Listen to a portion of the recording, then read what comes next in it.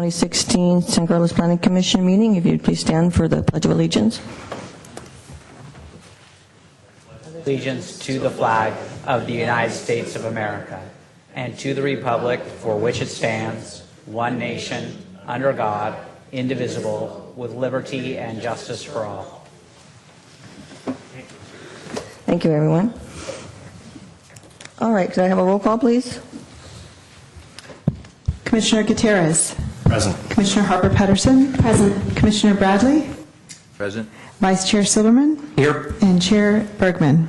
Present. Okay, next thing on the agenda is public comment. Public comment is limited to items not on the agenda. The Commission may briefly respond to statements made or questions posed as allowed by the Brown Act.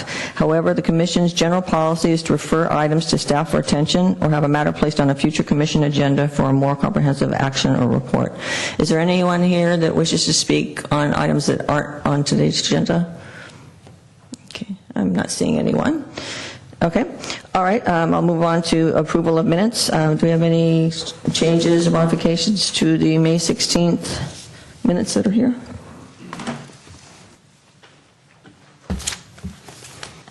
Move approval. Second. Roll call, please. Commissioner Gutierrez. Yes. Commissioner Harper-Pedersen. Yes. Commissioner Bradley. Abstain. Vice Chair Silverman. Yes. And Chair Bergman. Yes. All right, thank you. All right, the next item on the agenda is the public hearing, and the procedures for the public hearing are as follows. The staff will present a report on the history, physical features, etc., on the application, followed with the staff's recommendation. The applicant will make a presentation. Thereafter, interested members of the community may speak on the proposal. When all interested parties have had an opportunity to be heard, the hearing will be closed, and no further discussion from the floor can be held. The commission will then consider the evidence and make its recommendations. If you challenge a public hearing item in court, you may be limited to raising only those issues you or someone else raised at the public hearing described in this notice, the public notice, or in written correspondence delivered to the city at or prior to the public hearing. Speakers should fill out a speaker form found by the door and hand it to the recording secretary prior to addressing the commission. The speaker should come up to the microphone and speak since this meeting is being recorded, and this will assist the staff in preparing the minutes. So the first thing on the agenda for today is 1125 Industrial Road, APN 046-152-160, design review approval for 2 new wall signs for Satellite Healthcare. And do we have a presentation? We do, thank you. Thank you. Good evening, Commissioners. I'm Andrea Martisich, Assistant Planner, and I'll be presenting the request for design review approval for 2 wall signs at 1125 Industrial Road. It's not. It's not Now on. it is. Okay, perfect. Just making sure. The tenant space will be occupied by Satellite Healthcare, which is a dialysis center.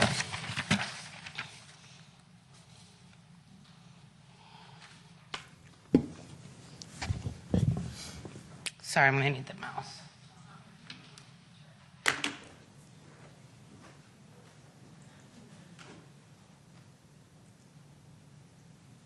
The project site is located at 1125 Industrial Road, adjacent to 101. There are 3 buildings on site. The subject building is the building located at the rear. The lot has zoning and general plan designation of GCI, which is General Commercial Industrial. Excuse me. The applicant is proposing 2 wall signs for the rear half of the building. On this picture, you can see their proposed location in the red. One of the signs is facing 101, and the other is facing the interior of the parking lot. The municipal code does require any signage that's visible from Highway 101 to be reviewed and approved by the Planning Commission, which is why it's before you this evening. At a future meeting, the applicant will be bringing forward a proposal for the pylon sign and the monument sign, which are outlined in yellow on the map. The first sign will face the parking lot and is approximately 74 square feet, and that's the sign that's on the left of your screen. The other sign will face 101 and is approximately 37 square feet. Both signs will be black channel letters, approximately 5 inches deep, and attached directly to the building with internal LED illumination. The tenant is allowed up to 150 square feet of signage. This proposal would be 111 square feet total.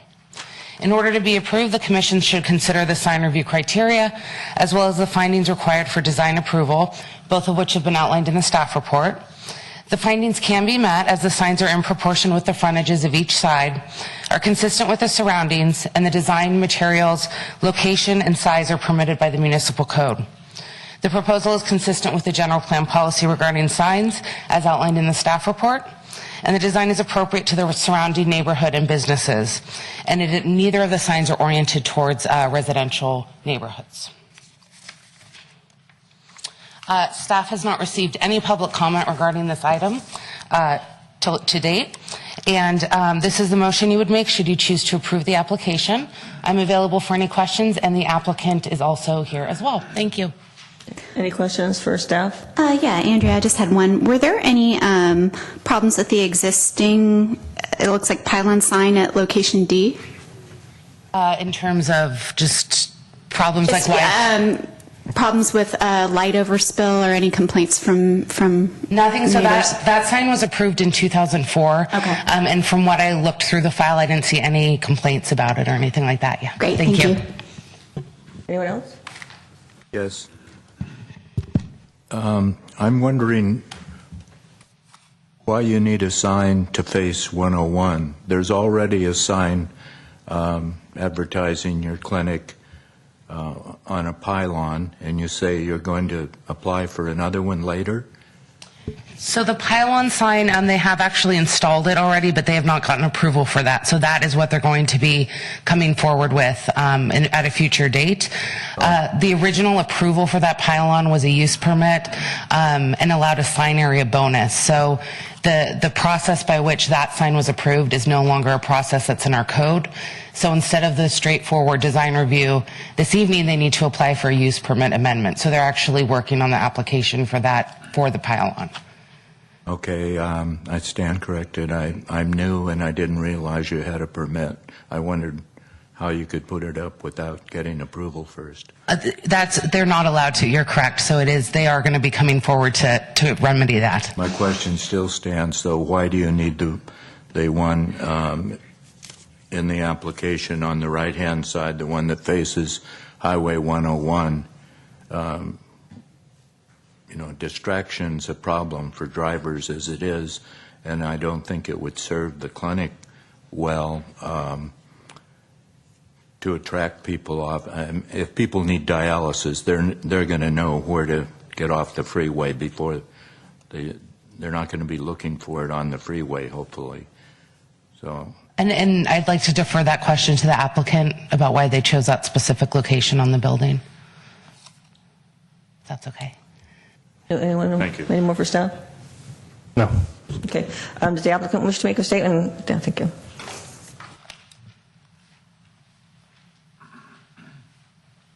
Good evening. I'm Richard Lucchini, and I represent Aero Sign Company. I think the answer to your question is that sign is far too small to be considered a freeway-orientated sign. It is there to guide the vehicular traffic that's already in the parking lot and further down the shopping center. Well, when I looked at the site last week, it just didn't make sense to me to have that large a sign in a driveway, basically, where you come around the end of the parking. So that's why I raised the concern.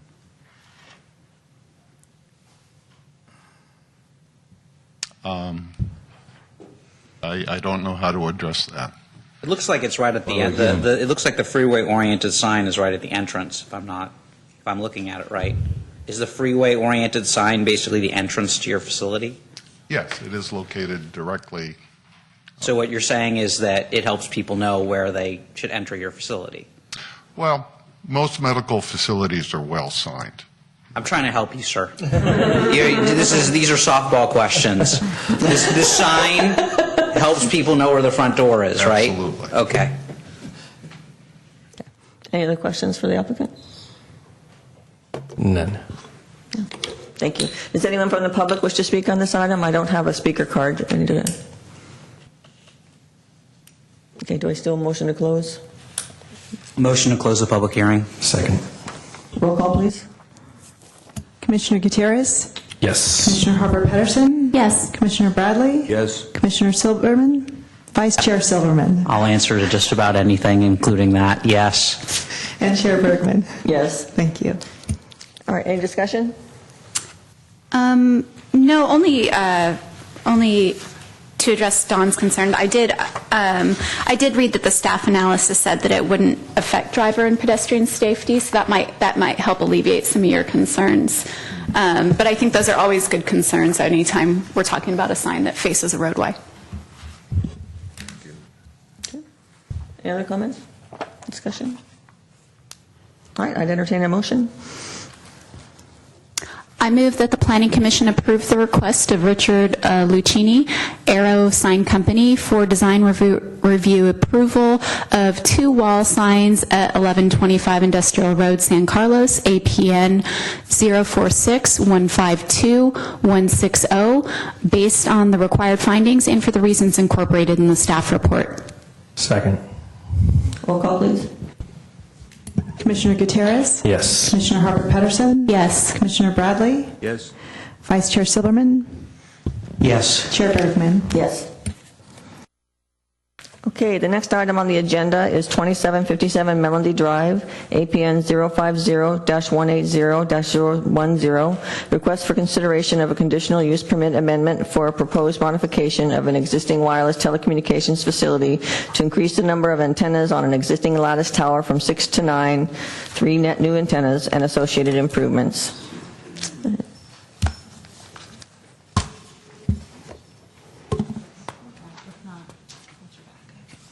Okay, are you presenting? Okay. Good evening, Commissioners. I'm Jill Lewis, and I'll present to you the request for consideration of a conditional use permit amendment to increase the number of T-Mobile antennas from 6 to 9. The existing lattice tower is located on the Heather School site, which is at 2757 Melody Drive. The zoning is P for public. Communication facilities within this district are regulated by Chapter 18.24, wireless telecommunications facilities. Because the proposal involves adding antennas to an existing facility within 600 feet of a residential district, and because a previous use permit had been issued for the site, a conditional use permit amendment granted by the Planning Commission is required. Surrounding uses include residential properties, obviously the school, and Cal water tanks. So 6 out of the original 8 approved antennas, which the original use permit was approved in 2010, are mounted on the 81.5-foot tall lattice tower. The proposal is to add 3 new antennas for a total of 9. 2 of the proposed antennas are 8 feet tall and 1 is 6 feet tall. They will need to change the masts from 4.5 feet long to per sector, or which holds 2 antennas per sector, and replace them with the 7-foot long mast to accommodate 3 antennas. There are 3 new remote radio units to be added, and they propose to swap out 1 rack within the existing enclosure. The RF study that was submitted shows full compliance with the FCC regulations for all carriers, which is less than 5% cumulatively at the ground level. Oops. In 2014, the FCC issued a report and order stating that wireless facilities that meet relevant criteria shall be granted by the approval body. The criterion that applies to this project is the modifications to the transmission equipment do not protrude from the edge of the tower by 20 feet or more than the width of the tower, whichever these 2 dimensions is greater, at the level where the transmission equipment modifications are made. In this case, the 20 feet would be the greater of the 2 measurements, since the tower is only 3 feet wide at the point where the T-Mobile antennas would be mounted. So this, the proposed elevation is on the left and the existing is on the right. As you can see, the antennas aren't increasing in height, they're just increasing in length by, well, 2 of the antennas are 8 feet tall, and the 3rd antenna is 6 feet tall. The proposed antenna or related facility operating alone and in conjunction with other wireless communications facilities will comply with all applicable state and federal standards and requirements and will still be readily visible, but there is no other location on the site for the proposed antenna support structure, which would result in a less conspicuous or more aesthetically pleasing installation because the tower is already existing. And B, it is not feasible to incorporate additional measures that would make the facility not readily visible, which again, the tower is existing, and screening by landscaping wouldn't be feasible. So even if one were to try to implement measures such as landscaping that would screen the facility, the planting would take a long time, if not forever. So phone calls from 2 property owners on July 11th, 2016 were received. One from the property owner of 2780 Melody Drive, who was concerned about the number of antennas on the lattice tower, and she is unable to attend. The letter that was included within your packets is the owner of 406 Portofino Drive, number 2, who is concerned about the visual impact. And the letter was included within your packets, and I believe the letter from 2780 Melody is on the dais. At this time, I'm available for any questions you have for staff, and the applicant and the RF engineer are here as well. Jill, I have a couple questions. There was a post-installation acoustic report done after the 2010 installation, according to the report from the meeting in 2010. What were the results of that? Were there any noise problems with this particular location? I don't believe so. Okay. And then also, just because you actually just mentioned it, and because the antenna creates some visual impact issues, at least for me. It does say in the staff report on page 4 that staff can require painting the antennas a subdued or non-reflective hue and installing landscaping. Yes, So go ahead. Didn't you just say we couldn't ask them to install landscaping? We could, but it would take them an awfully long time to grow. Okay. And then they've agreed that they can paint them a subdued color. Okay. I mean, because even by the extremely low bar to which we hold the beauty of cell phone antennas, this one seems particularly unattractive. Right. And I'd like to be able to do something about that. Yeah, so the reason being why they're now visible is because Cal Water removed trees on their property to accommodate future tanks. Okay. Thank you. Let's see. And I believe that I asked about one of those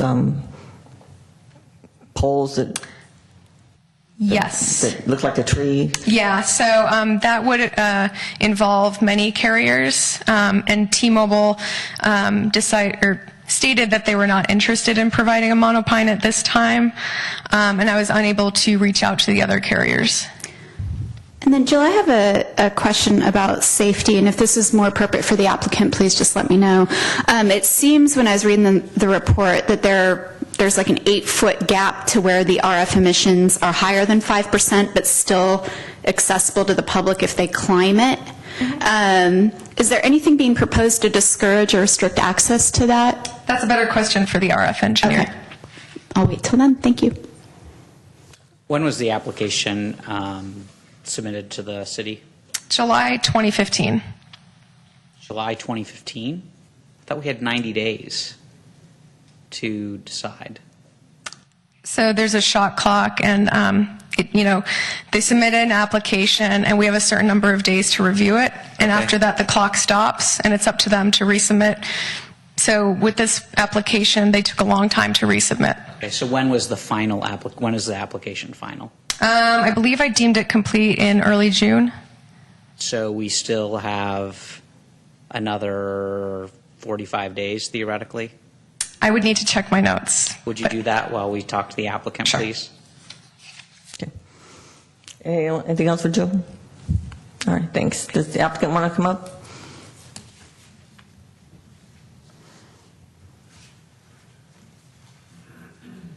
Hello, my name is Caitlin McLester. I work for a company called Modus, and T-Mobile is my client. I am here on their behalf. I also have our radio frequency engineer here with me, so any questions in that regard will go to him. That's not my expertise. So Jill has done a great job at summarizing everything. I guess I'm not entirely sure what else to add on top of that, but I'm definitely open for questions that you may have. Well, before I call the RF engineer up to ask my safety question, I guess my only question would be what would you as the applicant be willing to do to help disguise Right, so the appearance of this tower? Yeah, so this was recently brought up to me. I'm not sure how screened it was beforehand, so I'm not sure where this bar is at. But I can definitely reach out to Cal Water. Unfortunately, none of the property where we could put up trees belongs to T-Mobile. Our lease space is just the tower and the equipment. But I can reach out to Cal Water, see if they have any plans in the future. I could try my best to work with them. I can't force them to do anything, so hopefully they would just be open to the idea, and since I guess there used to be a spot, maybe they'd be open. And this might be a better question for staff then, since there were trees existing on the Cal Water property that have now been removed. Did Cal Water get their tree removal permit, and are they replanting new trees somewhere, hopefully to disguise this tower? I'd like to ask Jill if she heard anything about that during the course of her review of this application. Forgive me for jumping around. I did not hear from Cal Water, so I don't believe they applied for a tree removal permit. Actually, I know that they didn't. So I don't know if the trees were just of a size that wouldn't require a permit to remove. Do they even have to, considering it's Cal Water? Are they under different jurisdiction than the rest of the city?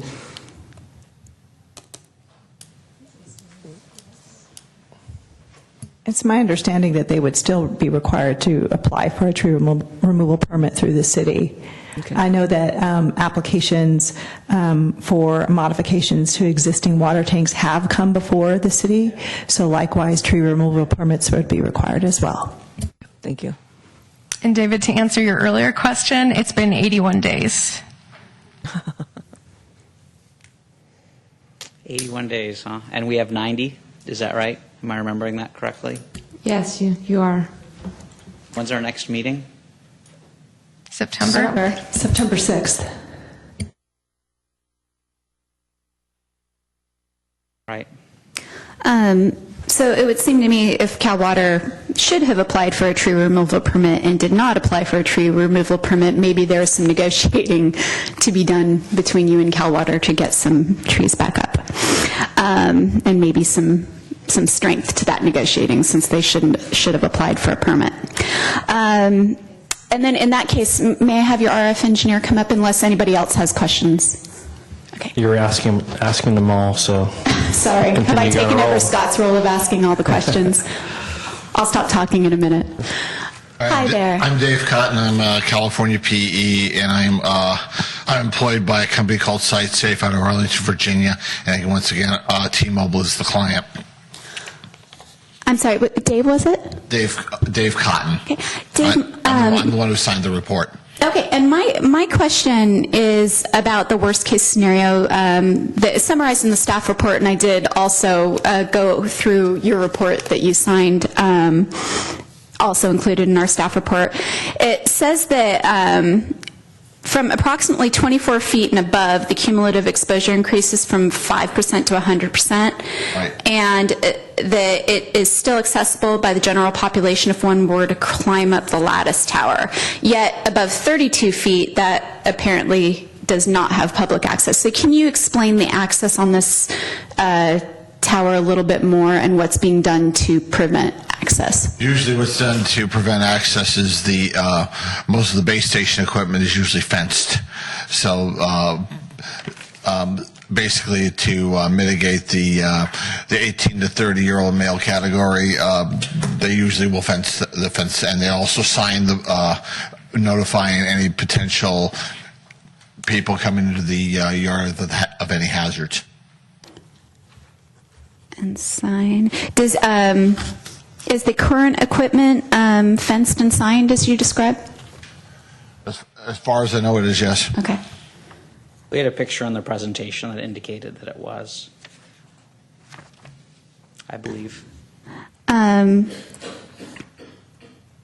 there been any problems that you're aware of with this site of people going in and going to the public access area of this tower? In terms of, I cannot speak to the people accessing the property. I can't speak to that at all. Okay. In your opinion, then, is this exposure relatively minimal? I mean, are the dangers of anybody actually going in there and getting the increased exposure high? Even if somebody were crazy enough to, let's say, want to climb the fence and get inside the that immediate area, on the ground there's still no exposure. You have to really want to climb the tower and get up in front of it. Got it. In terms of, and again, as was indicated in the staff report, the ground level is very minimal. Great. Thank you. Those are my only questions. Anything else for the art engineer? Okay. All right, thank you. Does anyone from the public wish to speak on this item? No. You can just go this way. Thank you. Michelle Mojas? Mojas. Thank you. Good evening. I am Michelle Mojas. I'm the person who wrote from 406 Portofino Drive, number 2. And as you stated in my letter, I've been interested in why the cell tower is now exposed since October 2015. So I've been inquiring about it. And I placed a number of calls into planner Jill Lewis. There has been multiple calls, emails, finally connecting with her and asking why the cell tower was exposed. She wasn't aware why. She did say there was an application in, that there would be more antennas added. There was a request for that. And I took it upon myself to find out where and how were trees removed, how did this become exposed? Because it was not visible before from my home or the other 60 condos that look down on this area, or the number of single residential homes, or the 30 apartments across the street. So I come to find out that it's Cal Water's property and that there's a new tank going to be installed. There were a number of trees that were dead. There's a second tank, and that's why they had to remove some of those trees. They do plan on perhaps doing some additional landscaping, but it's still in the works. There's nothing's been settled, and as I mentioned, it's been going on since October. So I feel personally that the school site that has this cell tower, the cell companies have benefited from CalWorks landscape, and it's the cell company's responsibility to camouflage that. As stated in the staff report, as you mentioned on page 4, it does say that that's their responsibility. I requested that a monopole be installed, and the cell companies aren't interested, but the residents are. We are interested in the impact. And I request that you deny any additional antennas until the visual impacts are addressed. And painting it simply isn't going to cover it. When we had very tall pine trees that completely camouflaged it, an antenna painted green or blue to blend with the surrounding still doesn't look like a tree, in my personal opinion. And I think by increasing the height of some of these masts from 4.5 feet to 7 feet is only going to increase the impact, the visual impact. And as also stated on page 3, it says that the height already exceeds the 65-foot limit, so there must have been some sort of variance. It's now 81.5 feet. Placing any landscaping is also going to take some time before it covers this antenna. And I really feel that they should adhere to the design requirements as stated in the staff report and lessen the impact on the residents. We all want our cell phones, but we don't want to look at cell towers. Thank you. So I just, folks come here and they give public comment and we listen. One of the problems with these cell tower applications, and the city attorney will confirm this to both your and my chagrin, is we can't do what you've asked. If we simply deny it, we can't. And the city attorney will confirm that. How is that when the staff report itself says as part of the design review, it should lessen the impact and some sort of camouflage? Yeah, and you'll see what I say to the applicant in a second, which I think is the most that I can say. We can require them to have some landscaping, and I'm relatively confident we're going to do that. But as far as denying it or requiring, can we make them have a monopole? Unfortunately, this is just the type of project that is out of the city's hands. It's under the regulation and purview of the FCC. This is a proposal to an existing pre-approved facility. That's kind of the issue here.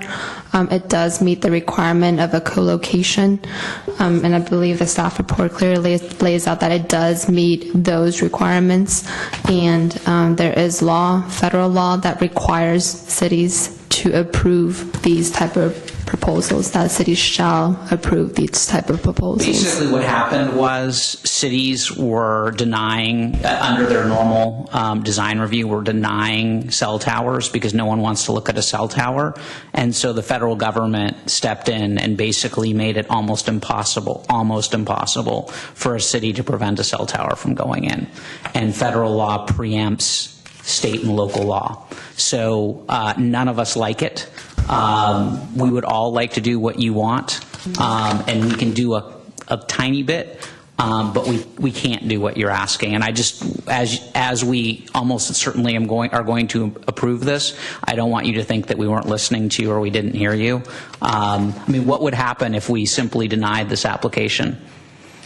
But there could be a contingency when they come up for their annual requests. My understanding by the planner, the city planner, Jill Lewis, is that annually each cell company has to come up and resubmit and give an emissions report as well as some other information. And why at that time can the city not implement? Why is it that they cannot say, as part of our design review, you're welcome to have your cell tower here, but what can you do to mitigate the view and the impacts on that?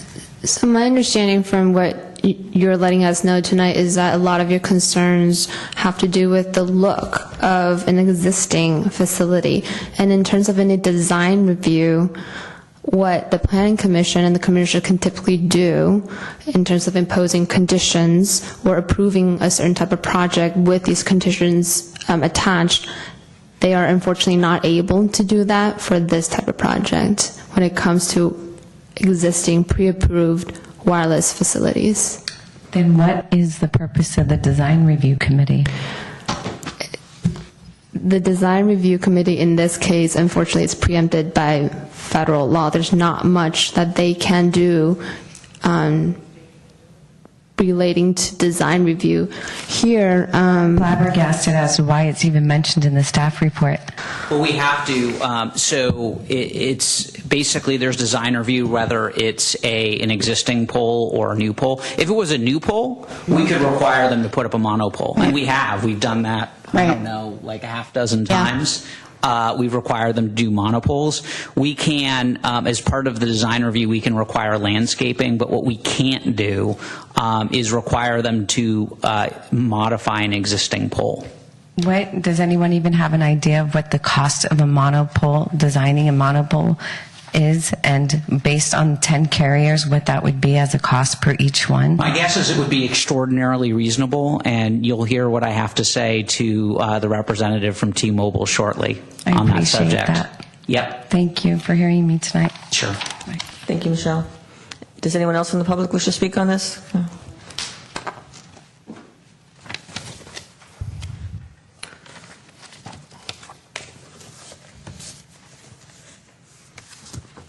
Thank you. Deborah Calkins?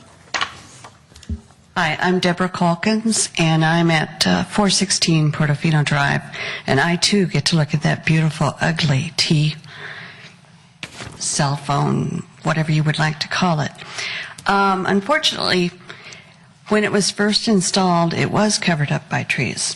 and it didn't bother anybody. But now we're all looking at a very, very noticeable metal structure, and it is very ugly. And I just want to let you know that it's not just Michelle that's concerned about this. It's several of us. And seeing, that every day. I mean, we go out on our deck, and that's what we get to view.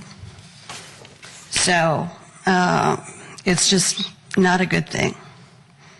Thanks. Thank you. Is there anyone else? Okay, I'd entertain a motion to close the Before public you hearing. do, could I bring the representative from T-Mobile back up again? Yep.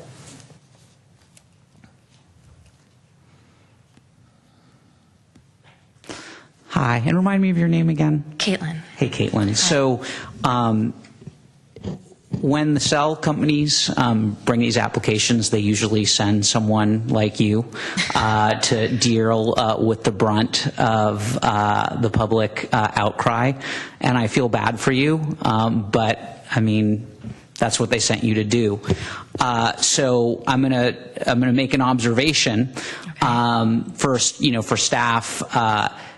You guys always do a great job. You did a great job here. In an ideal world, if it would be possible to bring these to us when there's still a couple weeks left, so that if we want to bring it back without calling a special meeting, that would be helpful, because I can tell you right now that I would have asked that this be brought back to another meeting. And I may still actually, depending upon the dirty looks I get in a moment.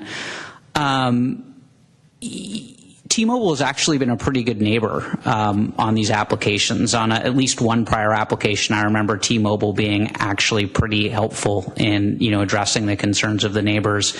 I'm a little disappointed that what I see in the staff report is basically T-Mobile saying, it's not our tower, we only share it, and so we're not going to pay for it. I mean, I think if T-Mobile was trying to be a really good neighbor, you would go and you would talk to the other carriers and you would try and work something out and bring a proposal to us, because I don't think it would cost that much for all of the carriers to get together and turn this into a monopole. We see these applications a lot, and we're going to see T-Mobile again many times probably, and it would be great if T-Mobile might step up and do maybe more than it has to, and work with its fellow carriers and be a better neighbor. So that's the message that I'm asking you to take back to T-Mobile. I think that I can certainly speak for myself and say that I'm disappointed that T-Mobile hasn't been a better neighbor here, and I'd like T-Mobile to do better. So if you would please take that message back, I'd appreciate it. Yeah, I'll let them know. Okay. Move to close the public hearing. Second. Roll call, please. Commissioner Gutierrez? Yes. Commissioner Harper-Pedersen? Yes. Commissioner Bradley? Yes? Vice Chair Silverman? Yes. Chair Bergman? Yes. Okay, any discussion? So, I mean, I don't feel strongly. We can certainly have a condition that they make sure that there's sufficient signage, if there isn't signage already, warning folks of the danger on the fence, make sure the fence is secure. We can certainly make that a condition. We can also have a condition that there be the maximum amount of landscaping that can be required with the review of staff to approve it. But I mean, I'm also happy to ask T-Mobile to come up with a proposal with how to make this less of a blight, and bring it back for a special meeting next Monday if folks want to come on back next Monday. I would definitely entertain that, because I just do not want to see this go stay the way it is. I think it's unfair to the neighborhood, even though it's legal, and I'd be willing to come in for a special meeting. I would be willing for you guys to come into a special meeting. Unfortunately, I may not be here on Monday, personally, but I agree with, I'm fine with your guys' vote on that. Through the chair, staff would need to consult with the IT department, because one of the opportunities that IT gets during the summer break is to make upgrades to the technical equipment contained in this room, and they do have plans that basically would result in a planning commission meeting that would occur during the break to not be able to be televised. So staff would need to check into that. Usually IT is around during the Planning Commission evening, so I will try to reach out now while the discussions are taking place, but I just wanted to let you know that I can't guarantee that a meeting can be recorded. Our dozens of fans at home would be so disappointed. The two fans, yeah. We closed the public hearing, and I suspect there's probably nothing that T-Mobile is willing to commit to tonight to avoid. Okay, didn't think so. I figured you don't. That's why they sent you. Let me just say, one of the reasons I asked probably more questions about safety than I would have otherwise is because it was located at Heather. I obviously did see that it has a fence. I just wanted to make sure it was sufficient given the location. But really, my major concern is the same one that everybody else has, and it's with visual impact. And whether that means it's through T-Mobile coming back with something that works better, which I would be absolutely fine with, or whether, and this might be a better question for staff, and or whether we can get in conversation with Cal Water about replacing some of those trees. That would be another option, or an additional option. No, I mean, if we come back in a week, I'm sure that T-Mobile could communicate that with conversation. Cal Water, and even if it's not their property, I'm relatively confident that Cal Water would be willing to allow T-Mobile to plant some plants on its property at T-Mobile's expense, but we can't actually deal with that today. So you need to speak with IT so we could pass this for right now? Well, I actually got clarification from Kim, our deputy city attorney, that it is not a legal requirement that these be recorded. We could have a special meeting. We have to follow all noticing procedures, of course, but we could have a meeting whereby there's no videotape, there wouldn't be a video recording for that meeting.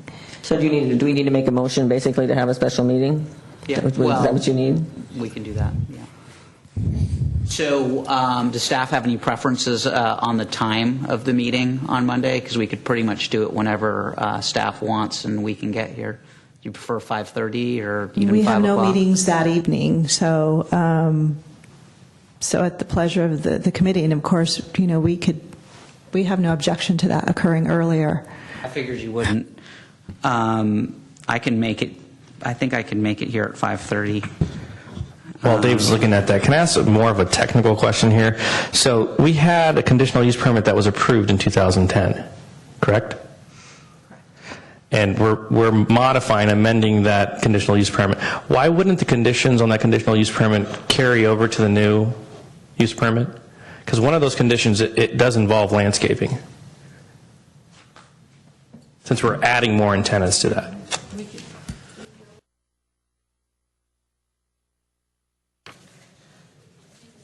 Assuming that the draft conditional use permit, the one that's in the staff report, is what we actually approved.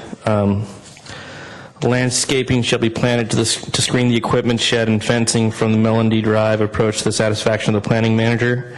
Applicant shall verify through an agreement with the property owner that the applicant has permission to install landscaping or replace landscaping in the event that is damaged, removed, or destroyed.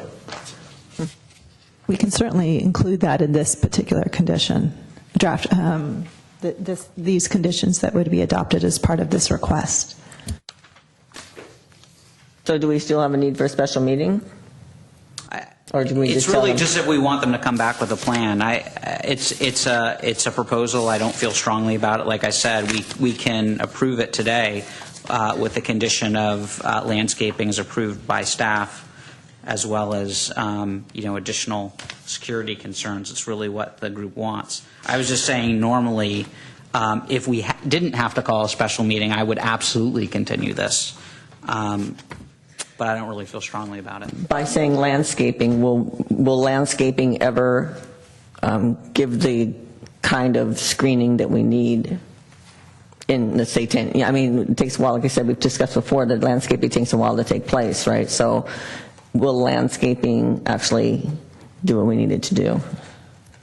According to the report, no. Then I would entertain a motion to bring this into a special meeting, if someone wants to make a motion. Is there a second person available at 5:30? You available at 5:30? Yeah, I'm available. I'll second that. I move to continue this till 5:30 on Monday, the 25th of July. Second. Roll call, please.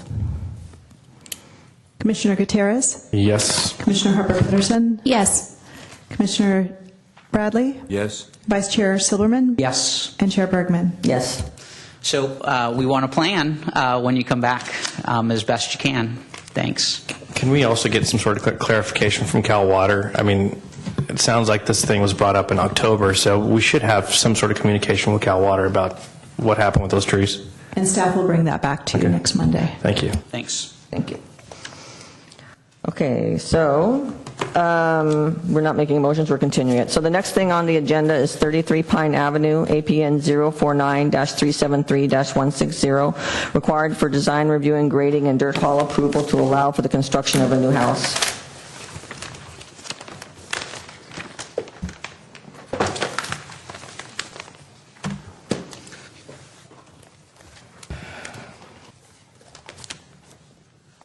You're busy tonight, Jill.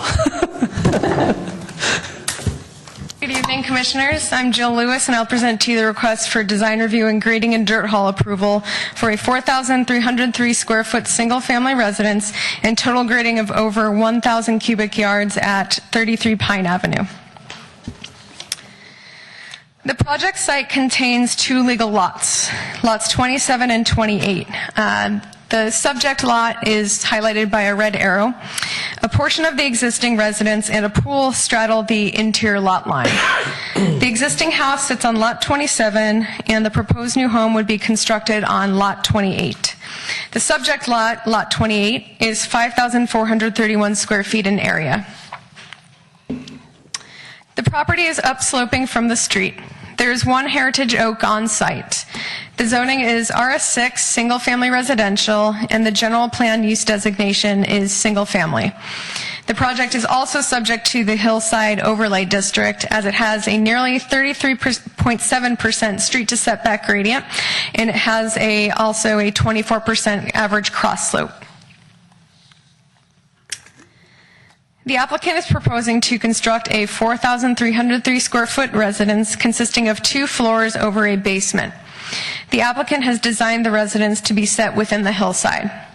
Access to the site will be from a driveway that runs perpendicular to the front property line.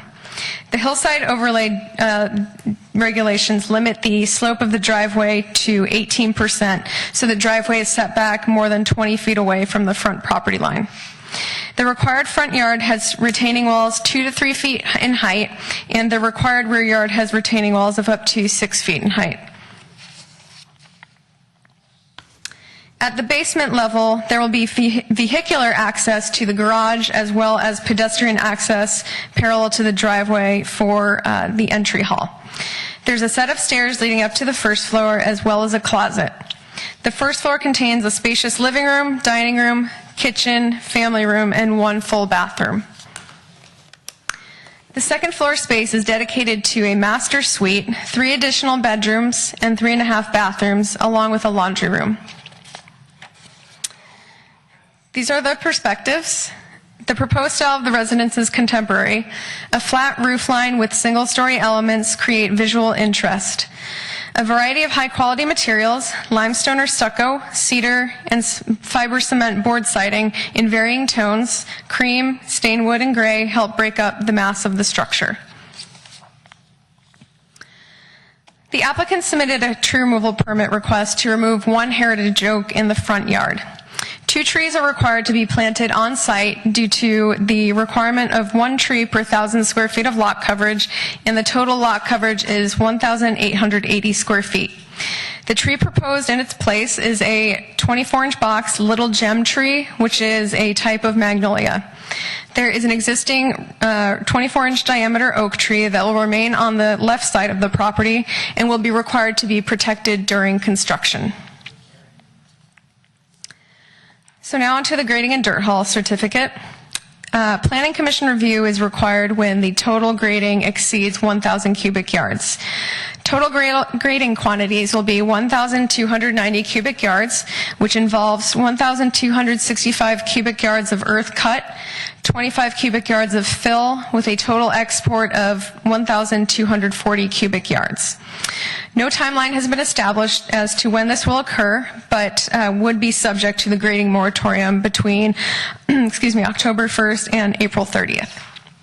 With 8 to 10 truckloads per day, the project civil engineer believes that it could take 2 to 4 weeks, but up to 8 weeks depending on the contractor.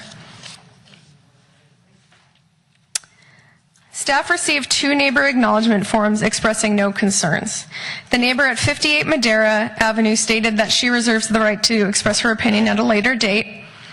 The property owner at 42 Madera Avenue submitted several concerns that were mostly addressed by the property owners. The remaining issues he had were parking and that the design is inconsistent with the neighborhood, though he recognized that they had softened the materials with materials in the design. Finally, the neighbor at 17 Pine Avenue expressed concerns over the width of the street, removal of on-site parking, and lack of sidewalks. The applicants conducted their own outreach prior to the public notice by sending reduced-size copies of the project plans on July 3rd, 2015, and holding a neighborhood meeting at the applicant's house on July 21st, 2015. And no substantive changes were made since the project plans since then. The application's just been going back and forth for a while. So public comment with the meeting they had on site was due to the height of the house, privacy, fencing, construction hours, parking, the facade, removal of trees, and creating an Airbnb situation. A detailed response from the applicants for each item was included within your staff reports. In response to the building height issue, the architect prepared the image you see above. It shows that the height of the proposed structure will not exceed the height of the existing structure at 33 Pine Avenue. At this time, I'm available for any questions you have. Otherwise, I believe the architect and property owners are here. Any questions for staff? I do have a question. Jill, one of the neighbors mentioned a concern about the location of the driveway being at a rather dangerous point in the street. And I read through the Public Works conditions, and I didn't notice anything about the driveway. So I'm just wondering if Public Works had a chance to look at the driveway location, if they had any safety concerns about where it is in relation to the street. They did, but that's also in the zoning ordinance, the requirement in the hillside overlay to have a maximum driveway slope of 18%. Right, yeah, the 18% part I saw. I'm more concerned about the location of it. Yeah, they didn't express any concerns. Okay. But they would have looked at it, right? This isn't, okay. Okay, that's my only question for you. Thank you. Where was that? You said in the packet there was the response from the applicant to the neighbor's concerns, and I must have missed it. Where is it? Chart, I think. Right after. Okay. So it's kind of a chart on the bottom of the, yeah. Okay.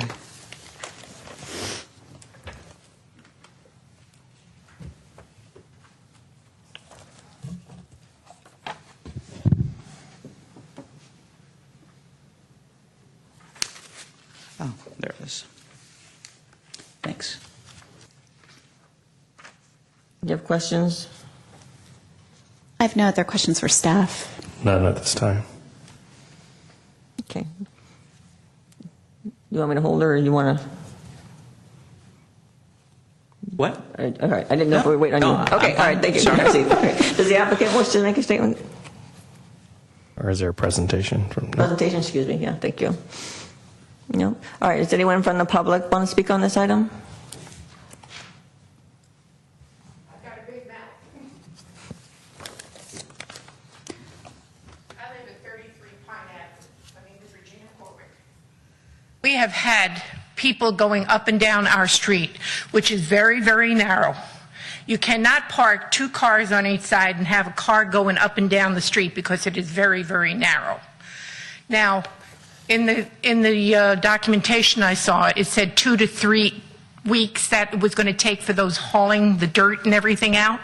Have you ever lived in an area where they're carrying dirt and stuff out of a house that was demolished? Because I have. We had one on Dale Avenue, we had one on Carmelita, we've had all these houses all over the place being built and demolished. And I mean, I have an old house, my house is almost 100 years old, I would have to probably demolish it in order to get the plumbing and electricity and stuff like that it is. But I just can't imagine living in a street where all these trucks come up and down and block the whole street. And it's just getting worse and worse and worse. And the city of living is not the city of good living anymore. It's not getting any better. It's getting worse and worse and worse.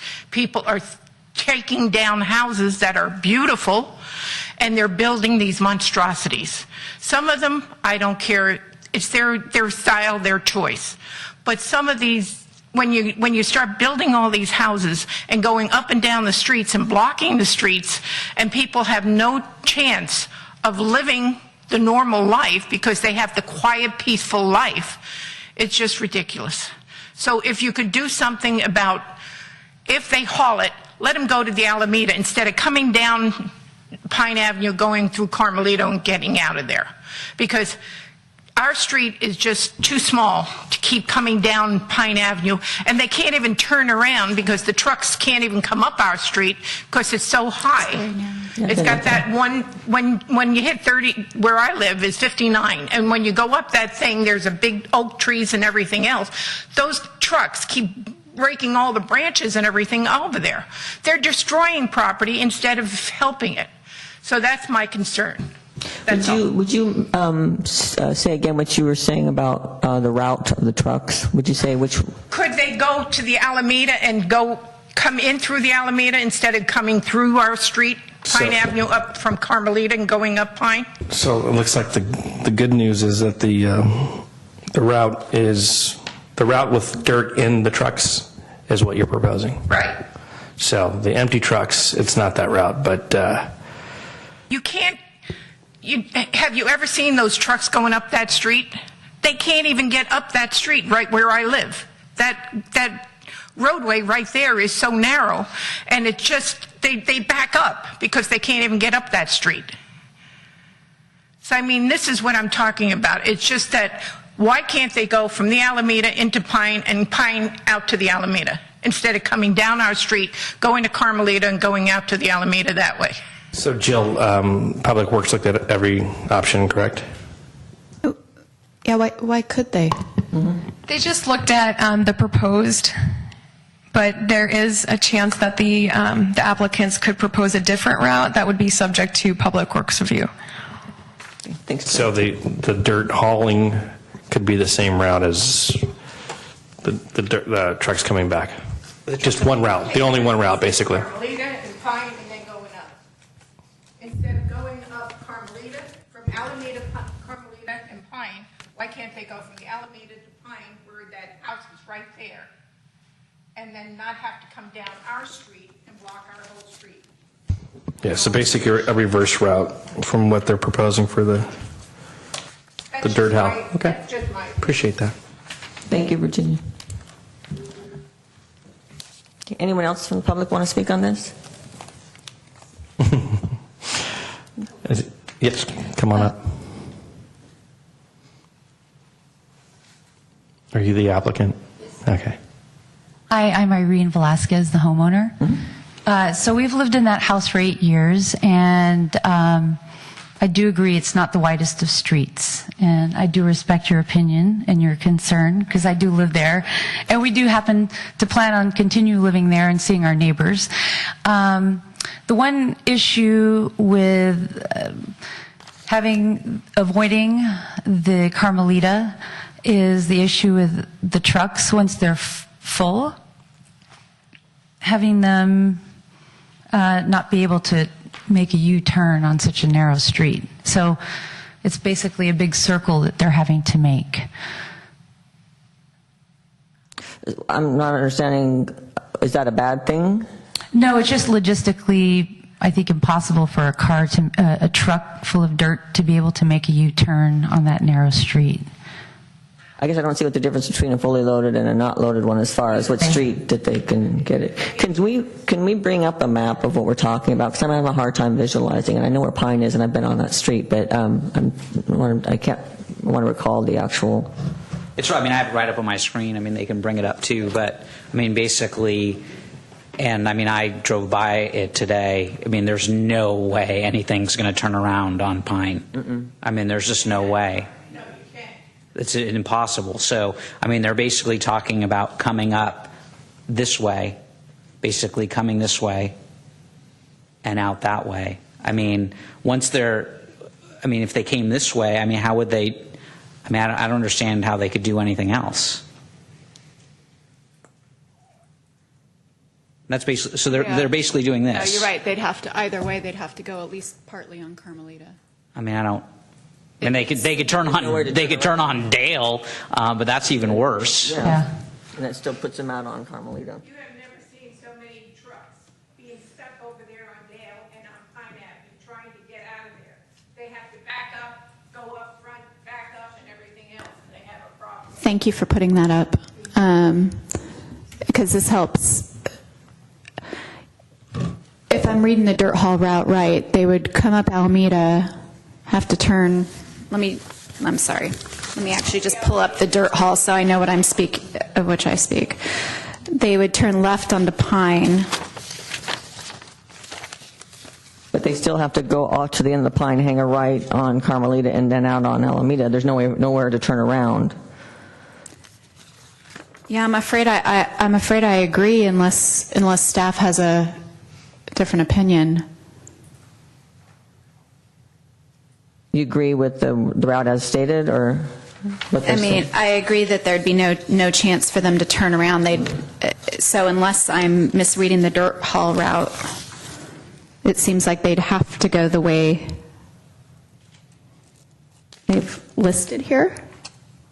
Jesse, am I reading that right? Because I think you had another opinion. Yeah, I did, but I think my opinion's gone out the door here. Okay, hold on. Let me go. It's a tough street. That's the bottom line. It's a tough street. Okay. When you get off of the Alameda to Carmelita, you see that curve? Yep. That is almost impossible for the trucks to get through. That's why I said if they go up Alameda and go up Pine, they can actually back up into the Alameda and get out. You mean just back straight out? They would have to because it's impossible on Carmelita and Pine. I don't think we can expect Oh them my to God! back I mean, onto the Alameda. that just sounds. I mean, that just sounds really dangerous to try and back out.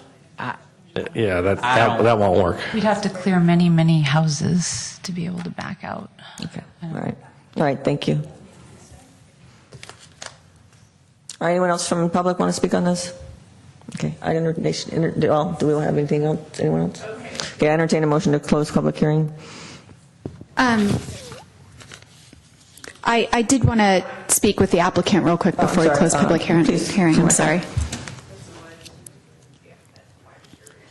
I just had a question about the design, actually. Can you walk me through a bit about how you softened the design from the original meeting with the neighbors to where it is now?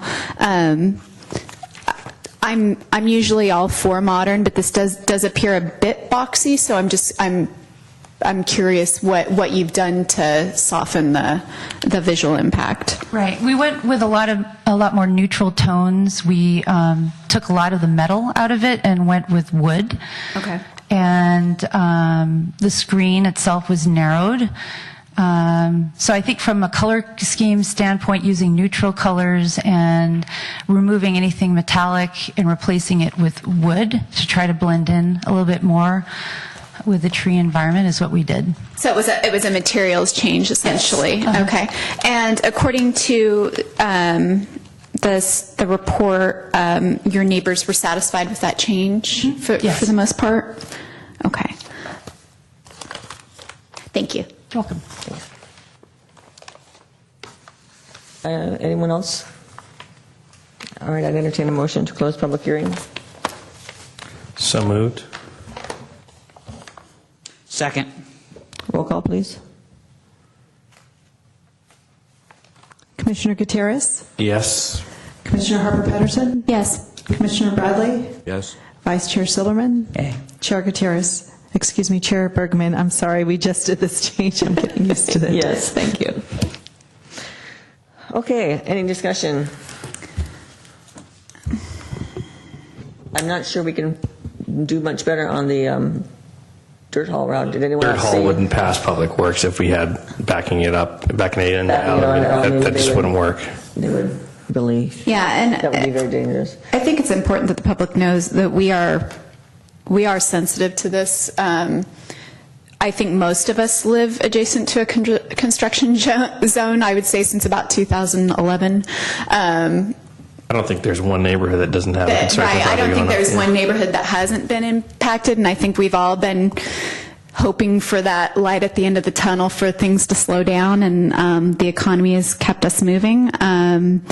But we not only sympathize, but we experience it ourselves, and so please know that the trucks and the dirt haul trucks are a constant sight, and if there were a better route that I could feasibly see Public Works approving, I would propose it, but I don't see it. What are the dirt hall hours in this one? It is 9 to 4 Monday through Friday. Yeah, so they don't dirt haul on the weekend, All right, which that's what I wanted to is make sure. good. So we have that already in the conditions. 9 to 4, Monday through Friday? Right. Okay.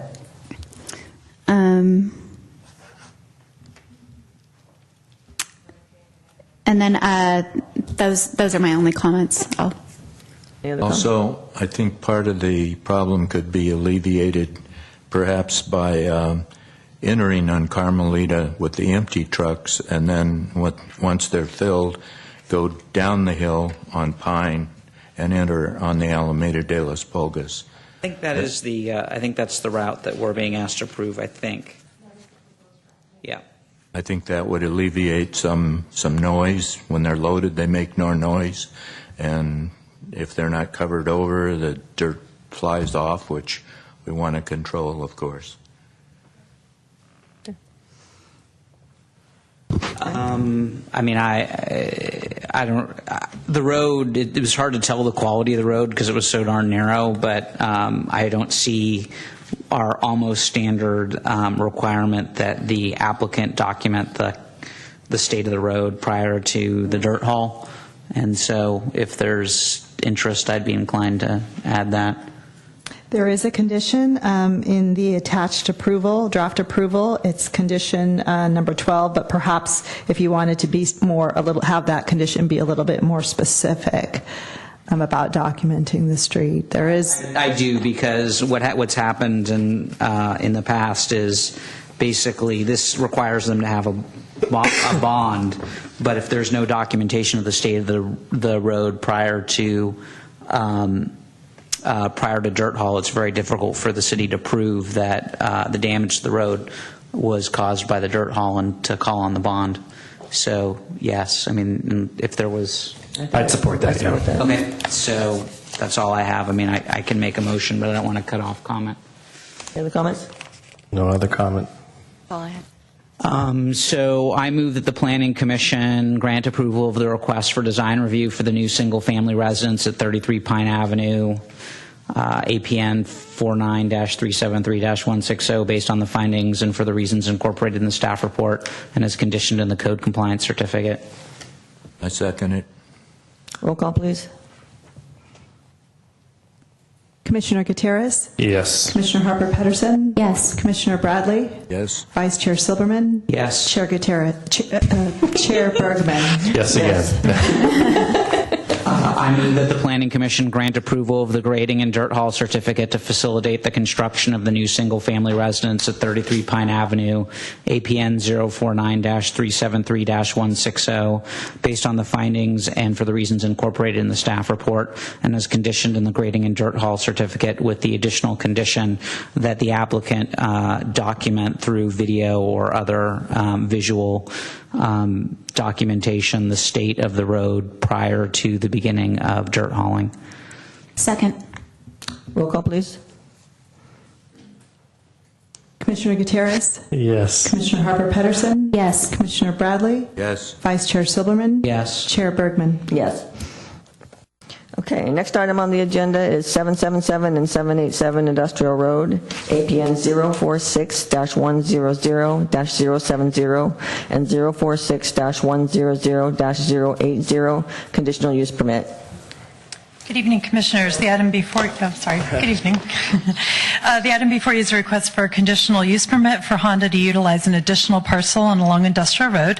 As you recall, this item was continued from the June 20th Planning Commission meeting, and at that meeting, the Commission requested an enhanced landscaping plan.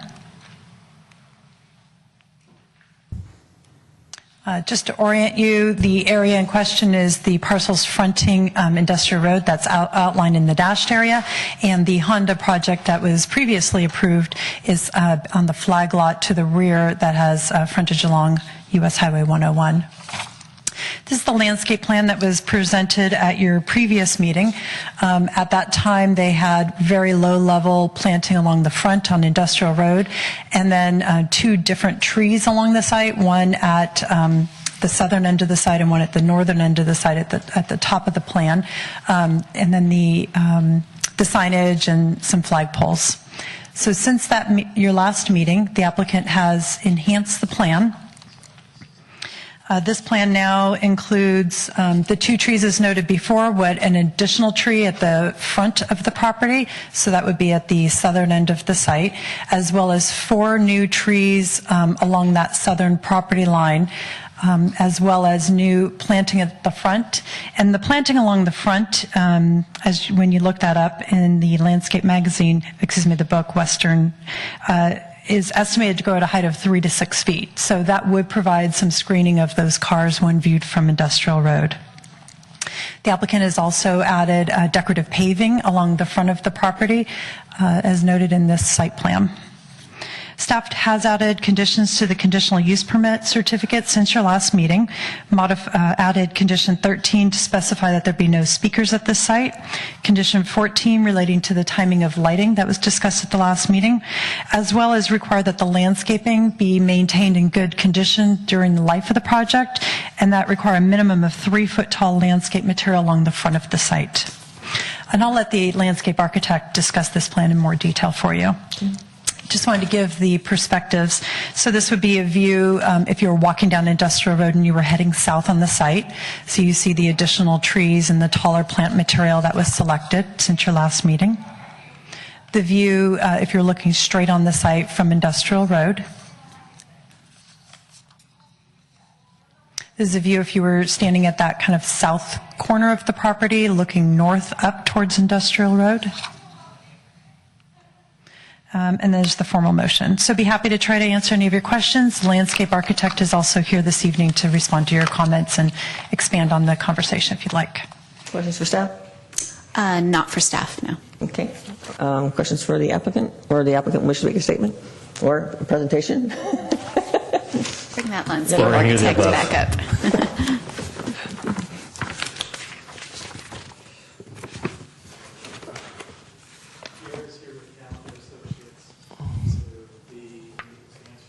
Questions on the landscaping. So I'll just start with one. And Mark's back with plans you've already seen on your screen in case you want to see them in large scale. I'm sorry, go ahead. I wasn't saying anything. Oh, I think it was him that said something. Oh, I'm sorry. Please, you go ahead. I'll stop saying things. Good evening. My name is Pierre. I'm with Calendar Associates, landscape architects, and we took a chance at the site plan to show you a little bit more detail than was showed previous site plan. What we see here is plant material with lots of texture and color, seasonal flowers, and variation of heights. And also, we present 7 trees on the site. And we have a board with the plant material that I will be able to show with you just in a minute. Also on the site, we've added the decorative paving, as you'll see, permeable paver that will increase site permeability of stormwater and reduction of impermeable surfaces on the site. We present plant material on the site as well to hide some of the large utilities that are on the site as well and cover them from the view of the street. Also, if we go through the perspectives here, you'll notice the coloration of the seasonal flowers, the variance of height material, and the texture of leaves. From this view here, the 3-foot plant material on the frontage there will cover most of the bollards, but there are some lighted bollards that will be in that front landscape as well.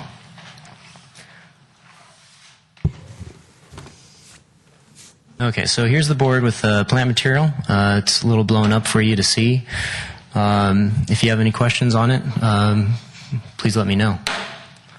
I do. Yes. You mentioned that the flowers were seasonal, and I guess my question is particularly for the frontage. What how are they going to look in the winter? Or how are they spaced out to bloom? Will they always look pretty like this rendering? You get the idea. Most of the flowers will occur during spring to fall. Okay. All the plant material that we picked has evergreen foliage. Okay, so throughout the year will be green or gray green depending on the leafing. But none of them are seasonal varieties. Got it. Okay. So the foliage itself is an The foliage evergreen, itself but the will flowers stay evergreen, and the flowers will be perennial. seasonal. Yes. That makes sense. And then I have one other question. I guess I was, maybe I'm the only one, but I think I was hoping to see at least one tree on the frontage. Is there a reason that you guys didn't include that? Yeah, so the frontage landscape is a little tight. I'll go back to the plan here.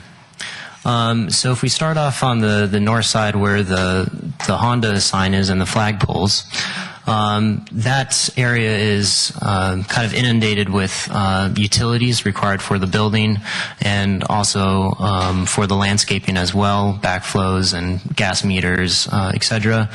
On the industrial road frontage side, there will be conflicts with not only the sight lines to the entry sign, but also with the proposed lighting required for the site, and then also with the existing lighting on site as well. So there wasn't a great place to put a tree because of the conflicts with those items. But we were able to put in several trees along the edge of the site. We have 7 trees total, and if we go to the site here, perspective. So this is a good view right here. So those are the 7 trees, and you'll see the vertical trees towards the back screening those buildings. Mm-hmm. That's a variety of view covering that rear building. Mm-hmm. That looks a lot better. Looks really good. Okay. So the front part looks like it's pavers, and the rear part, or the part closest to the freeway, is pavement. So is that 2 different surfaces? Yes, that's correct. So the checkered surface that you see there, that's a permeable pavement that allows water to go through the actual unit of the paver. And then to the north towards the freeway there, that's going to be your standard asphalt pavement. Is there a reason why you wouldn't put pavers to the whole thing? I mean, would that look better? Yes, cost considerations. but also on site to treat the remaining asphalt pavement. We have a biotreatment planter that will be on the southeast south corner with the two large trees that you see on the site plan. Can you explain that? Because that might actually answer the question I was going to ask. And I mean, to provide some context, we had a project, I think we mentioned it, you weren't here, but there's a very nice commercial property that is going to be built just down the street. And one of the things we had asked them was to increase the amount of permeable material. And they had indicated that there were concerns with their site, and they basically had to have I can't remember what it was called, but do you remember? Yeah, there was some, they basically, like a catchment system. Yeah. They need to have a catchment system because of the soils. Did you folks do any analysis of the ability of... I have to check with our civil engineer about the soils report that was done for the area. I'm not going to, I mean, first of all, I want to thank, well, I guess you, but I want to thank the applicants for, engaging in a significant amount of effort since we last saw it. And you took, well, I'm not saying it's perfect, but you took what we said to heart, and you did something, and it looks 100% better. I don't know how much of it is the actual changes to the plan and how much of it is the beautiful renderings that you did. But regardless, it's a much easier project to approve than the one that you presented to us last time, and I wanted to thank you for that. But I guess I just want to make sure that although I love permeable material, that what you're doing is going to work for the site, and I assume that you explored that with a soils engineer, or yes? Yeah, so I can... Mark? Yeah. We went back, Mark Redder at Linox, for the architect of record for the Honda as well as this project. So in going with civil, having the permeable paving, what it is going to drain down to that main drainage underneath, and then anything that doesn't get received back into the groundwater table will go down into the bioswale area. And so bioswale, that's what that's what it was. All right. Yeah. So I mean, as you I'm can like an idiot sometimes when I don't understand the science. But. Where you see the two on the what we're calling the south kind of east side, where you see the two trees, that is the actual bioswale treatment area. And that the main runoff from the pervious part of the project will come down into that valley gutter and be put into the bioswale to be treated before it gets back into the ground. And the other stuff that actually is going to run off the non-permeable is also going to run to that area? Yes, so it'll come down. It basically all comes to... what doesn't get turned in. It'll all come into the middle, basically. It all ends up in the same place, basically. Cut through the soil, but yeah. So this is collecting the rainwater, feeding to this trough, bringing it into the bioswale to be treated before it goes into the ground. All right. Any other questions for the architect or the applicant? Or? No. No, thank you very much. Very nice renderings. Really appreciate it. If I can just add one more. Yeah, sure. One thing we wanted to put with the cars is that it's an inventory lot that it won't be customer parking. That was the point of the graphic. I know that was one concern at the last meeting. Yeah, if your customers parked like that, that'd be a real problem. Right. That was part of our intention to show you that that we're trying to make this beautiful. From what you can see, the idea is that to make it as park-like as possible, add as many trees as possible. Within, we did have some limitations along Industrial Boulevard with the light pole, the existing light pole, and then the easement. And so that's what when we talked about I think Pierre may have spoke on that, but. That was, we added as many trees as humanly possible. And those reasons are the reasons you couldn't put a tree in the frontage. Correct. Got it. Correct. Because the existing light pole, we'd worry about shadows being cast onto Industrial Boulevard, and then directly to the west of that, we have the easement that we have to leave open, and then as well as if you go further west, northwest, you if you put a tree there, you wouldn't see the sign. You block the sign. You'd block the sign. Okay. So that's why we added as much as we could along that the right-hand side. Added these types of. Yeah. Don't make me ask. Say the Latin words because I'll just destroy it. Great. Thank you. Thanks. Is there anyone from the public that wishes to speak on this? Is there anybody behind these renderings, or I can't see anything? Okay, seeing none, I entertain a motion to close public hearing. So moved. Second. Roll call, please. Commissioner Gutierrez? Yes. Commissioner Harper Pedersen? Yes. Commissioner Bradley? Yes. Vice Chair Silverman? Yes. And Chair Bergman? Yes. Thank you. Any discussion? I mean, I would love to make them put a tree like in the middle of the lot, but that seems extraordinarily unreasonable. So I guess I'm not.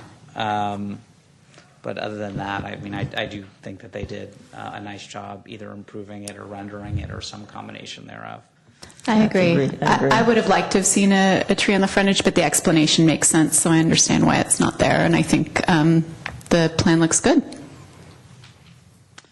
I move that the Planning Commission approve the conditional use permit to allow automobile vehicle sales display at 777 and 787 Industrial Road based on the findings and for the reasons incorporated in the staff report and subject to the conditions contained in the conditional use permit certificate. Second. Roll call, please. Commissioner Gutierrez? Yes. Commissioner Harper Pedersen? Yes. Commissioner Bradley? Yes. Vice Chair Silverman? Hey. Chair Bergman? Yes. Great, thank you very much. Thanks. Okay, next item on the agenda is 135 Dale Avenue, APN 049-373-3030. Request for design review, heritage tree removal permit, and a variance to allow for the construction of a new house. Hey, Jill's back. This is the last you'll see of me tonight, I promise. Good evening, Commissioners. I'm Jill Lewis, and I'll present Continue this. No. Sorry. I'll present to you the request for design review, heritage tree removal permit, and variance for a 3,151 square foot single-family residence and removal of 3 heritage trees at 135 Dale Avenue. The project site consists of one upsloping parcel. The site currently has a non-conforming carport in the public right-of-way, which you can kind of see is the fenced-in thing on the slide. Steps lead up to the house, where there are 2 decks, one on either side of the house, an existing shed, and 2 concrete patios. There are 3 heritage trees in the front of the property, 1 live oak and 2 bays. There is also 1 oak tree at the rear. So this is the existing site plan with the non-conforming carport, or 1-car carport within the public right-of-way. The applicant proposes to construct a 3,151 square foot residence consisting of 2 floors over a basement. The square footage will includes a detached side-loaded 2-car garage at the front of the property, which will replace the non-conforming 1-car carport currently in the public right-of-way. The applicant has designed the residence to be set within the hillside and in the same general location as the existing house, but slightly more forward to minimize the amount of grading. There is a deck on the top of the garage. Stairs lead up from the garage to the 91 square foot covered front porch. On the basement level, there are 2 bedrooms, 1 bathroom, a laundry room, and stairs plus an elevator. On the first floor, there's a kitchen, a dining room, and living room. On the second floor, there is a master suite and the office. The roof is broken up by the many gables and fewer hips and sheds. The materials used on the exterior are stucco, stone, and wood siding. The garage is wrapped entirely with stone veneer. Excuse me. The stairs that lead up to the front door will be made of wood, while all other balconies will be black iron. The one exception is the balcony above the entry at the first story, which has a more closed-in feel.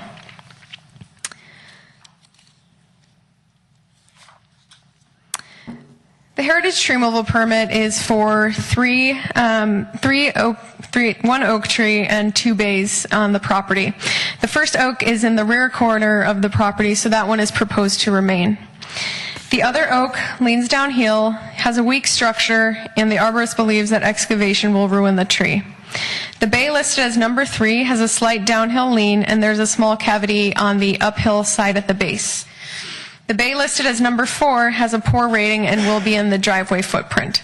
So up on the slide are the findings that have to be made to approve the removal of the 2 coast live oaks and two bays. Actually, it's only 1 coast live oak. The tree substantially detracts from the value of the property, and the required action is necessary to allow reasonable economic or other enjoyment of the property. So 3 new 24-inch box Japanese maples are proposed, 2 in front of the garage and 1 between the garage and the house. Staff recommends the planting of 1 additional oak in the rear. The tree removal permit request was not included within the public notice, but reference was made to the landscaping chapter. If the commission feels uneasy approving the request only of the heritage tree removal permit, then that could be processed at staff level. So the request for a variance is from the natural state requirement. Due to the average slope of the lot of 44%, the minimum natural state required by the code is 69%, or 4,050 square feet of the 5,870 square foot lot. This would mean that no structures, paving, or any disturbance of the land could occur within this area, and that the maximum allowed disturbed area is 31%, or 1,820 square feet. The hatched area, if you can see it, shows 1,425 square feet, which leaves 395 square feet for the residence footprint. The proposed natural state is 64.8%, excluding the required garage. The existing natural state on site is 64.7%. This takes into account no garage on the property and excludes the non-conforming carport in the public right-of-way. Accounting for the 2-car covered parking, the natural state is reduced to 57.1%. Anyone who wished to develop this lot would likely face the same challenges. It's the required 2-car garage that triggers the increase in natural state, or decrease in natural state. Staff can support this request as there is a covered parking required, which is more consistent with the zoning ordinance. The property owner conducted his own outreach by distributing reduced copies of the plans within to a 150-foot radius on October 26, 2015, and again on January 19, 2016. He included a personal letter introducing his family and stated that he received 5 emails in support of the project. One neighbor at 140 Dale asked that contractors not block his access to the property. Another neighbor asked that the lot coverage and scale be less than that of the residents at 126 Dale Avenue, which was approved by the RDRC last year. The property owner of 153 Dale Avenue had comments on the retaining walls and engineering. This would be the formal motion should you choose to make it. At this time, I'm available for any questions you have of staff and also the designer and property owner here. Could you explain the trees again, as far as the permitting and what was received before? I mean, what was put as part of public comment or part of the public packet? I didn't quite catch that. So the public notice did not make reference to the tree removal permit, so it only made reference to the design review and variance applications. So if you don't feel comfortable approving that request tonight, you can always defer it to staff for a review and approval. Okay, thank you. Jill, so essentially, is staff supporting the variance because it's a trade-off between getting covered parking versus the natural state percentage? Am I reading that right? Correct. And then, so I guess that begs the question for me, is just given how many hillside lots we have in San Carlos, is our natural state requirement maybe too restrictive? And would reducing the percentage of the requirement lead to, better home design in the future? That might be a very broad question that obviously needs to be answered at another time, but I thought this would be an appropriate place to mention that. I just see this kind of variance coming up more in the future. Do you agree? I agree. Okay. Through the chair, I just think it's also because more and more people are starting to look at developing lots that were previously may have been considered as very difficult or challenging to develop, and because of the value of property and so on and so forth, that some of the lots that have a greater degree of slope and then therefore subject to the hillside overlay are also part of that occurrence as well. I think this would be only the second one, variance that we've considered as part of our reviewing the development of new homes subject to hillside overlay for natural state. Is there a chance at some point in the future that we can look at the percentage and just see if that's the appropriate percentage to keep in our zoning ordinance? Yes, if the commission feels that that's something that we could look at, we are going to be looking at additional items in single-family zoning, as you know. So that's something we can also that add right in. Well, we add that one in. to our evaluation. Excuse me. Thank you. Those are all the questions I had. Anyone else? Thanks, Jill. Does the applicant want to say something?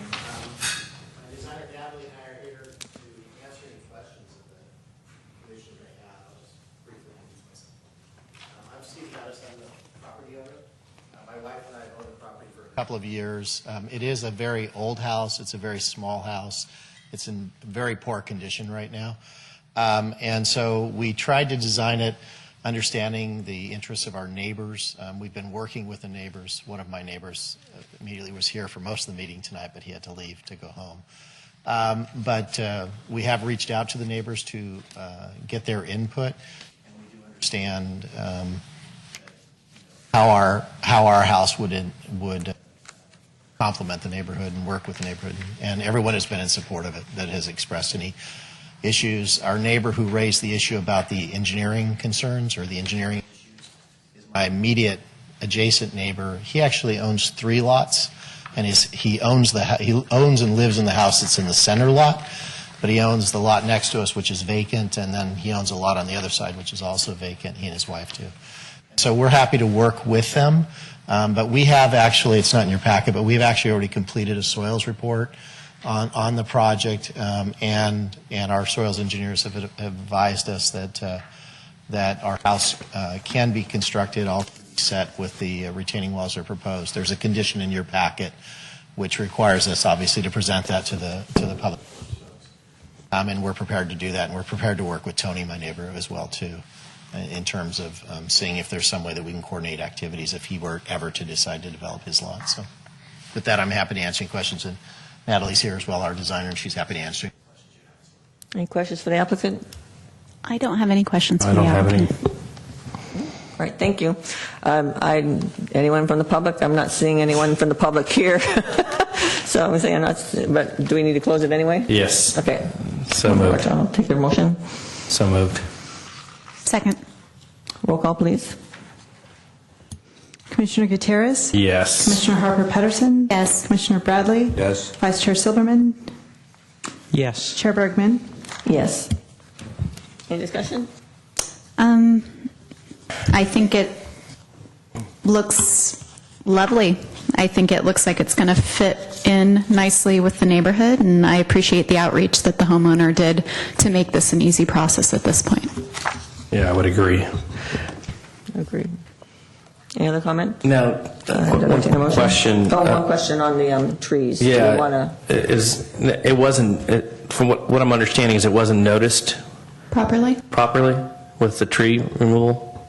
Now, typically what staff does when we receive design review applications that include tree removal permits, remembering that tree removal permits are typically a staff level permit that can be issued, but whenever they're combined with an application for design review, we bring those forward all together so that they can be evaluated as one single project. And that's something that the commission can still look at here because there is information about, Jill, is there a landscape plan in the packet? It was combined with the site plan, that the Planning Commission can still provide comments relative to that. However, maybe I should get the opinion of the city attorney, but if we don't specifically approve the tree removal permit, you can still give direction to staff regarding the trees that staff can use when we issue the tree removal permit. Would there ever be notice to the community then on the trees? What we do is require noticing to be posted on site. So actually, with a design review application, noticing is much more expanded than it would otherwise be just for a tree removal permit.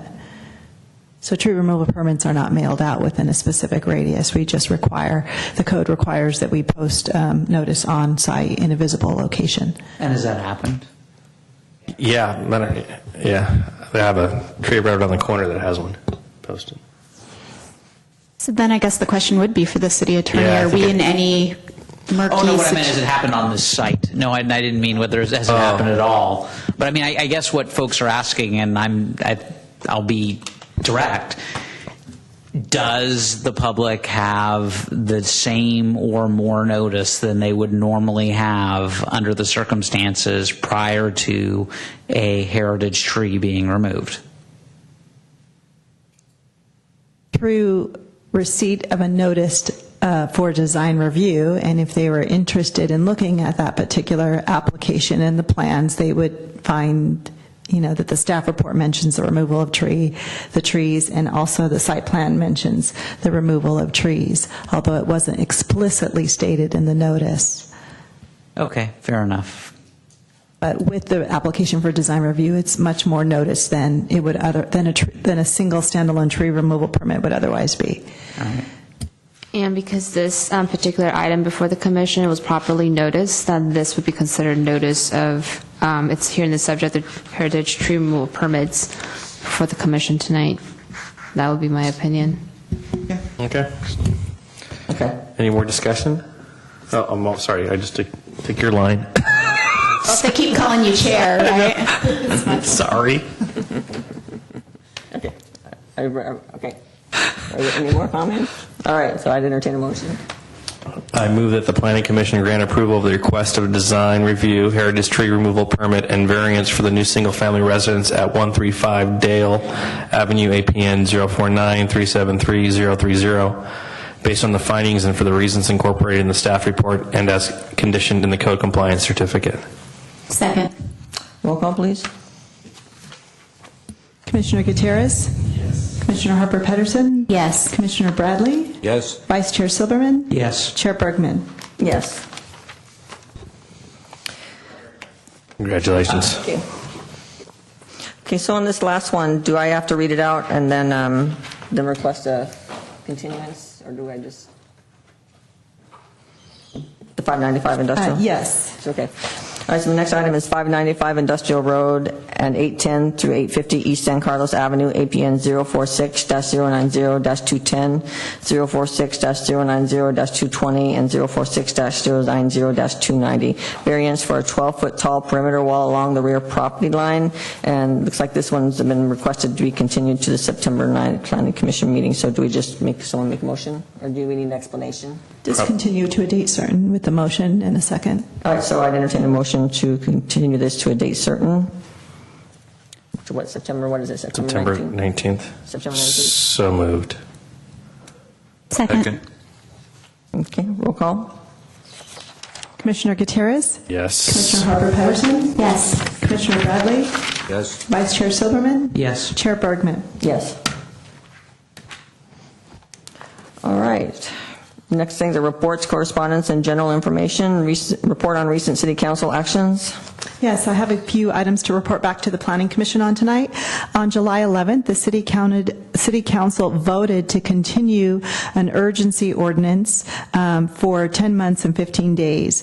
And this urgency ordinance effectively changes the development standards for their RS6 zoning district, specifically to the minimum lot size, which was changed from 5,000 square feet to 10,000 square feet, and the minimum lot width, which was changed from 40 feet to 65 feet. So this will be in effect for 10 months and 15 days, which will allow staff to work with the community and develop a recommendation that would be presented to the Planning Commission and then move on to the City Council for their consideration. The second item that I wanted to report back to the Commission on, also occurring on July 11th, was a second reading of an ordinance, or of the ordinance for the Meridian 25 or Windy Hill commercial project. That was also approved. Did they make any kind of provisions for the one person that had an application for the flag lot? Did they give any kind of consideration for that, or was that just completely withdrawn? They did not. They did not. So basically that person just can't Be subject to the urgency ordinance. Okay. All right, thank you. Planning Commission comments or reports? Yes, I wanted to apologize for coming in late. I poked myself in the eye and had to take my contacts out. Sorry. We forgive you this time. Oops. One thing I wanted I'm to... very graceful. Oh, yeah. One thing I wanted to, and I'm not quite sure what the venue is, but I know we're going to be looking at the residential elements, and I wanted to, I don't know if we have to make a motion or just request it, but I would like for us to look at Laurel Street, the West Laurel Street height limit on buildings, because I think it's 4 stories right now. And I think at one point we would just, I mean, I know that we've been strongly encouraging the developers to take it down to 3 feet, and I thought that'd be something worth discussing. 3 stories. And, okay. I'm not sure quite what the protocol is for getting that put on.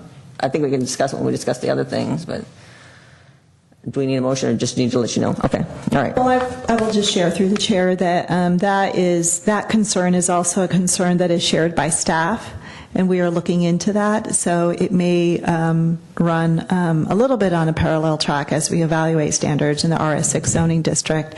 I don't think a motion is necessary. Staff is also shares your concern, Chair Bergman. And also, I think we talked about noticing. Can we take that up as well? I believe we also will be looking at some of the, we can also take a look at the processing and procedures associated with single-family design review, so noticing could be one of those as well. We'll take a look at that. Thank you. Any other comments? Okay. Correspondent? Kind of adding on to that, are we going to look at, coming from the parking guy over here, are we going to look at anything in regards to a parking in lieu update in forms of a study? I know the last project that we were looking at that was what, the 600 block of Laurel, the one we just heard. It seems that we haven't done a study in a long time in forms of a parking in lieu number. Fee update. Yeah. Right. Yes, the Commission may recall that it's been a couple years now, but there was a downtown parking initial I don't want to say initial study because we'll confuse that with CEQA, but there was a downtown parking study done a couple years back, and that was received by the City Council. That study just consisted of existing conditions and certain evaluation just on how our existing parking was being utilized. Staff is now currently in process, working with the consultant to bring back parking management strategies to the City Council for their consideration, and one of those is to update the parking in lieu fee. So that's something that is currently in the works. However, if the Commission is interested in getting an update on that, I can certainly take it back to Al, and perhaps we can provide an update to the Commission in one of your upcoming meetings. Yeah, I'd love an update if we can. I don't know if anybody else cares, but No, I would like an update also. I care what you care about. Thanks, David. Appreciate that. Anytime. Any correspondence? None other than what was received on the dais this evening. Okay. Planning staff comments, reports, and updates of current projects? Just a friendly reminder that the regular meetings scheduled in August have been canceled, so those would be the meetings of August 1st and August 15th. Those are canceled to allow the Commission to have a summer break, and we will return back to our regular schedule on Tuesday, September the 6th, which is the day after Labor Day. I'd also like to report to the Commission At a previous request, I think it's been, maybe 6 months or more, and I told you we would bring back a presentation to the commission, and we finally are able to kind of, put that together and present it to you. And that's a presentation on the below market rate housing ordinance. I know the commission had asked for that, asked to, have an update on what fees were available and what the city's plans are to use those. So we plan to bring that back to the commission for presentation on September 19th, the second meeting in September. Fantastic. Thank you. Okay. Anything else? All right, meeting adjourned.